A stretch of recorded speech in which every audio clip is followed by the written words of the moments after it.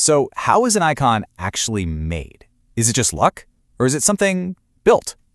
Today we're going to dive deep into how one of the most powerful personas in history was very, very consciously created. And to really get this, we're not starting in Hollywood. Nope. We're going way, way back to an ancient warning. See, this idea of the siren, this woman who is just so alluring it's literally dangerous, it's not new. It's as old as stories themselves. A power so strong it was the stuff of myth and legend. But here's the thing. That mythical power, it didn't pop up again on some Greek island. Our story, well, it starts in a much quieter, almost forgotten place. A Los Angeles orphanage with a girl nobody paid any attention to. Yeah, before there was Marilyn Monroe, the global icon, there was just Norma Jean Mortensen. And you have to understand, she was a girl who felt totally, completely invisible. Just another face in the crowd, doing chores, with no one really seeing her. So what was the catalyst? What changed everything? It wasn't some big, elaborate plan. It wasn't a Hollywood discovery. It was an accident, a wardrobe malfunction of all things. She had to borrow a sweater, and it just happened to be way too small. And in that moment, bam! For the first time in her life, people were looking at her. And not just looking, but staring. As she put it, it was like they were staring at a gold mine. She'd stumbled onto something huge, and she knew it.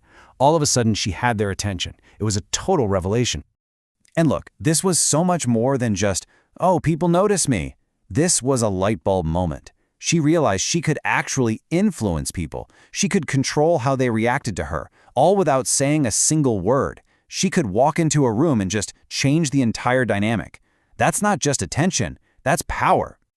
Okay, so she has this accidental discovery, right? But she doesn't just leave it up to chance. No way. She takes this spark of power and decides to turn it into a full-blown fire. She started to deliberately, consciously craft it into something she could use again and again, a powerful archetype. And the persona she built has a very specific name, the Sex Siren. Now, what does that mean exactly? Well, according to the source material, a sex siren isn't just about being pretty. It's about projecting this vibe of pure, immediate, uncomplicated pleasure, no strings attached. And this is a really important distinction here. You've got other types, right? But the sex siren's appeal is instant. It's not about some big theatrical buildup. It's immediate. It's like she exists in this world free from boring everyday stuff like chores or work. It's just pure, focused allure. This is so crucial to understand. The Marilyn Monroe you know and I know, she wasn't real. She was a character, an invention, and Norma Jean was the architect. She spent years, literally years, building this persona from the ground up, piece by painstaking piece. And I mean every single detail was a choice. The voice, that soft, breathy, almost childlike voice, totally cultivated. The look, she would spend hours in front of a mirror, perfecting her makeup like an artist. Even the way she walked, it was all a deliberate performance. Her body, her voice, her look, it was an instrument, and she learned how to play it perfectly. So, what was the secret sauce here? What made this whole construction so powerful, so captivating that we're still talking about it today? Well, one part of it was this air of being coy and naive. The whole performance was built on this foundation of almost schoolgirl-like innocence. It's this feeling that she doesn't even know the effect she's having on people. But that's only one half of the equation. The other half, that was all about you, the person watching her. Her voice, her mannerisms. They were, as the source calls it, delightfully ambiguous. So at the same exact moment, she could seem like this innocent young thing and a woman who knew exactly what she was doing. It's that mix. And that right there, that's the paradox that makes the sex siren so different. It's this touch of innocence and vulnerability. It's not just overt sex appeal. It's sex appeal wrapped in this layer of vulnerability that is just absolutely irresistible.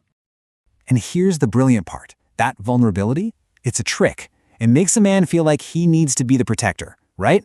But in reality, who's actually in control of the whole situation? She is. The sex siren is pulling all the strings. So, let's bring it all together. This gets us to the core of why this archetype she perfected is still so powerful, why we can all picture it so clearly even today. Because her true genius was in making all that hard work, all that construction, look completely and totally effortless. A glance, a gesture, it was so much more powerful because it seemed unintentional, like she didn't even mean to do it. That so-called innocence was exactly what made it so exciting. Think about that journey for a second. From Norma Jean, the girl no one ever looked at, to Marilyn Monroe, a global icon. A complete, total transformation. And it all started with that one simple discovery, in a sweater that was just a little too tight. And that leaves us with one last big question. You create this powerful persona, this siren. Is it the ultimate form of power, especially for someone who started with none? Or does that creation, that perfect character, eventually become the perfect cage, trapping the real you inside?